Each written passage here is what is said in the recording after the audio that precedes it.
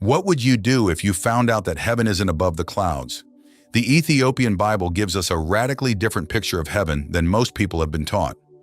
Not a distant realm somewhere beyond the sky, not clouds, white robes, and disembodied souls floating above the earth, but a physical reality, a restored creation, a place with mountains, rivers, a garden, a tree of life, and the throne of God. And the strangest part?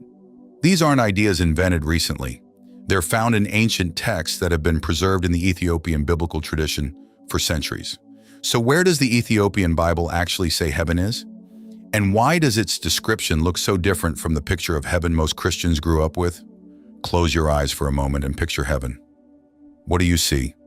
Clouds, white light, maybe gates, golden, enormous, angels with wings floating in an endless sky, the souls of the dead dressed in white, existing somewhere far above the earth, in a spiritual realm completely separate from the world we live in. That image is in almost every church, almost every funeral sermon, almost every conversation about what comes after death. But what if that isn't the picture the oldest Christian traditions give us? Today we're going to look at what the Ethiopian biblical tradition actually says, where heaven is, what it looks like, who is there, and why its picture of the afterlife may be very different from what you've been taught. Before we go to the Ethiopian Bible, we need to be honest about where the Western image of heaven actually came from, because it did not come from the Hebrew Bible. The Hebrew Bible, the Old Testament, has almost no developed theology of heaven as a post-death destination. The dead go to Sheol, the realm of the dead. The righteous are promised life, blessing, and the presence of God, but usually understood in terms of this world, this people, this land. Heaven in the Old Testament is primarily where God dwells, not where humans go when they die. The detailed picture of heaven as a post-death realm for human souls began to develop in the Second Temple period, the 4 centuries between the Old and New Testaments, through texts like the Book of Enoch, the Book of Jubilees, and the apocalyptic literature that was circulating widely in Jewish communities. But when that developing theology entered the Greek-speaking world of the Roman Empire, it collided with Platonic philosophy, specifically Plato's concept of the immortal soul escaping the prison of the body to return to a pure, non-physical spiritual realm. The result was a merger. Jewish and early Christian theology of heaven absorbed Platonic aesthetics, the spiritual over the physical, the eternal over the temporal, the immaterial over the embodied. Heaven became a disembodied spiritual realm. The body was something to escape. The earth was something to leave behind. That Platonized version of heaven, clouds, spiritual light, bodiless souls, became the dominant Western Christian image. And it has almost no basis in the oldest Christian scriptures. The Book of Enoch, canonical in the Ethiopian Bible, quoted directly in the New Testament letter of Jude, preserved in 12 separate manuscripts among the Dead Sea Scrolls, contains the most detailed ancient description of heaven in any biblical text. And it is physical. When Enoch is taken up to heaven in chapters 14 through 17, he does not enter a misty spiritual realm. He enters a structure, a building, a specific, located, architecturally described place. Enoch 14:10, "And I went into that house, and it was hot as fire and cold as snow. There were neither pleasures nor life therein. Terror overcame me, and trembling seized me. And as I quaked and trembled, I fell upon my face, and I beheld a vision. And behold, there was a second house, greater than the former, and the entire portal stood open before me, and it was built of flames of fire." He describes walls, portals, floors of crystal, a ceiling of stars, and beyond all of that, the throne of God, a throne of crystal surrounded by wheels of fire, with rivers of fire flowing before it, and the holy ones standing on either side. This is not abstract spiritual experience. This is a physical place with physical properties, hot and cold, crystal and fire, structure and form. Enoch goes into it. He walks through it. He falls on his face before the throne. In chapters 17 through 36, Enoch is taken further, through the treasuries of the winds, to the ends of the earth, to the mountains of heaven, to the garden in the east where the tree of life is kept. He describes specific geographical features: mountains, valleys, rivers. He asks the angel Uriel the names of specific locations. He is given specific answers. This is not the vague spiritual cloud realm of Western Christian imagination. This is a cosmos, a structured physical, describable reality that exists at the edges of the created order and beyond them. One of the most striking things the Ethiopian Bible reveals about heaven is its relationship to the Garden of Eden. In the book of Enoch and in the book of Jubilees, both canonical in the Ethiopian Bible, the Garden of Eden still exists. It was not destroyed, it was sealed. Genesis 3:24 records that after the fall, God placed cherubim and a flaming sword at the entrance to the garden, blocking the way to the tree of life. The garden was closed, but it was not gone. The Ethiopian biblical tradition understands this seal as temporary. The garden is still there, preserved, waiting, guarded by the same cherubim who have stood at its entrance since the day it was closed. And at the center of that garden is the tree of life, whose fruit, the text says, grants genuine immortality.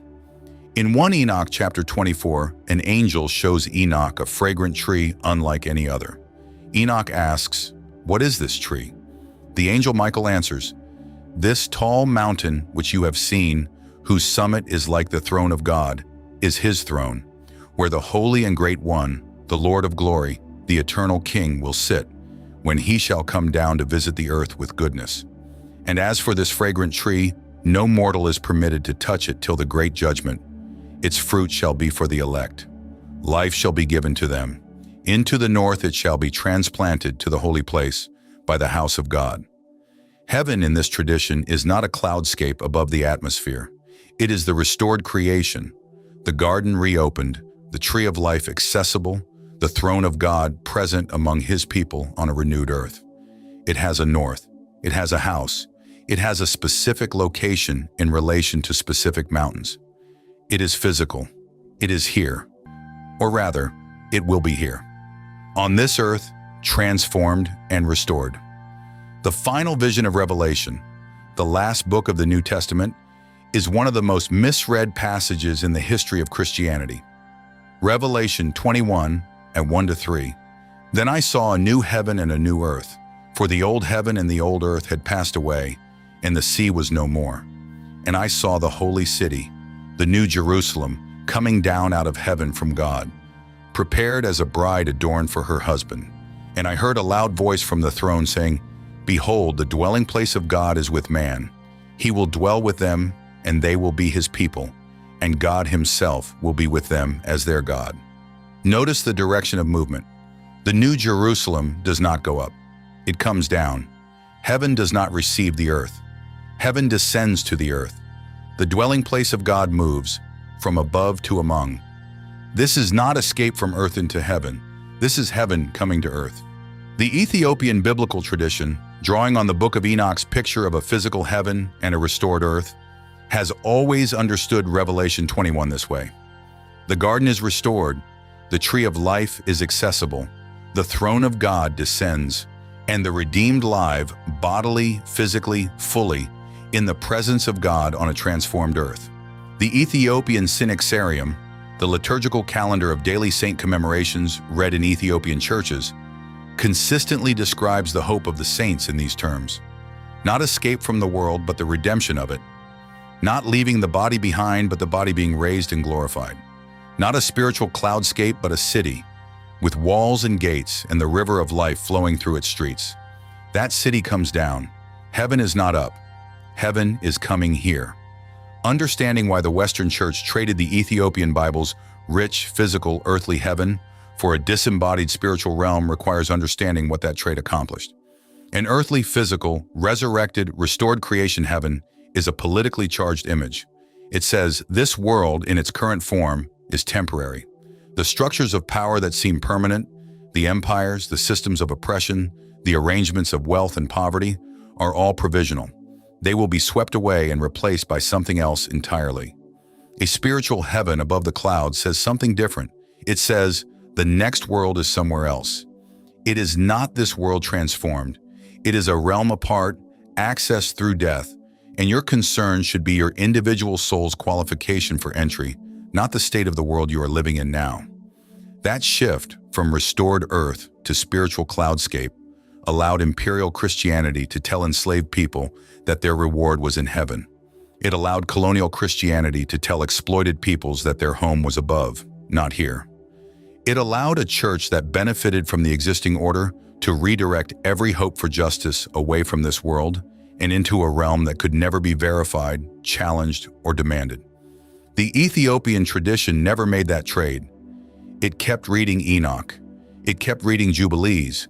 It kept the garden, the tree of life, the descending city, the restored earth. It kept a heaven that was physical, located, specific, and, crucially, coming here. That kept heaven political. It kept the promise of God's justice connected to this world and this history. It gave enslaved and colonized people not just a spiritual consolation, but a cosmic promise. What was taken from you on this earth will be restored on this earth. For communities whose history was defined by having every earthly promise broken, whose land was taken, whose bodies were enslaved, whose names were erased, the Western version of heaven offered a spiritualized consolation that required nothing of the present order. Be patient. Your reward is in heaven, not here, not now, somewhere else after death, in a spiritual realm that has nothing to do with justice in this world. The Ethiopian Bible's heaven says something categorically different. It says the earth will be restored. The garden that was closed will be opened. The tree of life that was sealed will be accessible. The city of God will descend to earth. And the people who were promised this earth, who were told by the God of Abraham, Isaac, and Jacob that the earth was their inheritance, will receive that inheritance on this earth, in their bodies, with the full accounting of history finally settled. That is not consolation theology, that is promise theology. Not your suffering doesn't matter because heaven is waiting, but your suffering is witnessed, your inheritance is real, and the earth itself will be redeemed. The Ethiopian church, which has read these texts for 17 centuries, which preserved them when the Western church excluded them, which maintained an unbroken tradition of biblical scholarship in the face of everything history brought against it, understood that the hope of heaven was never meant to make people passive in the face of injustice. It was meant to make them certain that injustice had an end. The Ethiopian Bible says heaven is not above the clouds. It is the garden restored, the tree of life reopened, the city of God descending to a renewed earth, the throne of God set up among his people, not in a spiritual realm above the atmosphere, but here on the earth that was always meant to be the inheritance of the righteous. That is what Enoch saw when God took him through the heavens. That is what John saw when the New Jerusalem descended. That is what the Ethiopian church has been reading, teaching, and singing for 1,700 years. It was held from you, not by accident, not by oversight, but by a theological tradition that needed heaven to be somewhere else. Now you know where it actually is. Subscribe to Bible Radar, because Africa preserved the full picture, and it has always been waiting for the rest of the world to look.